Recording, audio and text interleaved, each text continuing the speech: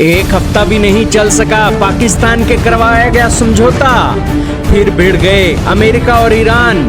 Straight of Hormuz में जहाजों का निकलना हुआ मुश्किल। जी हाँ दोस्तों, एक हफ्ता भी नहीं टिक सका है पाकिस्तान के द्वारा कराया गया अमेरिका ईरान का समझौता। ये समझौता है या फिर डाइपर है जिसे बदलने की आज जरूरत पड़ गई है।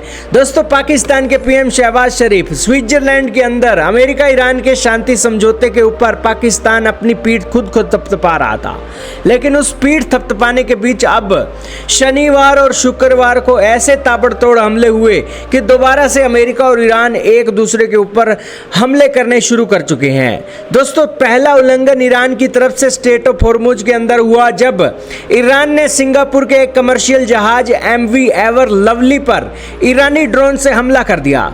फिर दोस्तों, अमेरिका ने इस उल्लंघन के ऊपर ईरान के ऊपर ताबड़तोड़ हमले किए। फिर दोस्तों, शनिवार को एक बार फिर से ईरान ने ड्रोन दाग दिए। अमेरिका ने इसे सीज फायर का सीधा और गंभीर उल्लंघन माना और फिर तब से ताबड़तोड़ ईरान की ठुकाई में अमेरिका लग चुका है। दोस्तों, इसके अलावा इजराइल भी यहाँ पर खुल्लम खुल्ला आ गया है। इजराइल ने भी लेबनान पर भारी बमबारी कर दी है, जिसके चलते इजराइल भी अमेरिकी गुट का हिस्सा होने के चलते ईरान के खिलाफ एक ताबड़तोड़ एक्शन में उमड़ चुका है। लेकिन दोस्तों, सवाल यहाँ पर ये उठ रहे हैं कि पाकिस्तान अपनी पीठ थपथपा रहा था और उसकी एक शांति समझौते को लेकर क्या क्या नहीं बोला गया, लेकिन दोनों पक्षों में अविश्वास और समझौते की जो कमियां हैं साफ दिखाई पड़ रही हैं। कोई भी झुकने का तैयार नहीं है।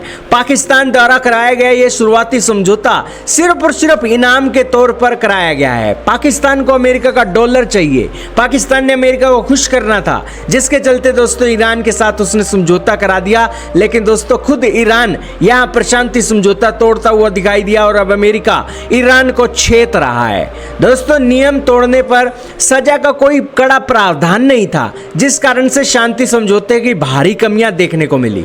इससे साफ पता लगता है कि पाकिस्तान ने शांति समझौते को लेकर कोई एक तैयारियां नहीं की थी। यही कारण है कि ईरान और अमेरिका जब चाहे इस समझौते को तोड़ सकते थे और उन्होंने एक हफ्ता भी नहीं लिया, 3-4 दिनों में दोस्तों इस समझौते को तोड़ दिया। और अब दोस्तों, कुत्ते बिल्ली की तरह एक दूसरे के ऊपर भीषण पलटवार कर रही हैं।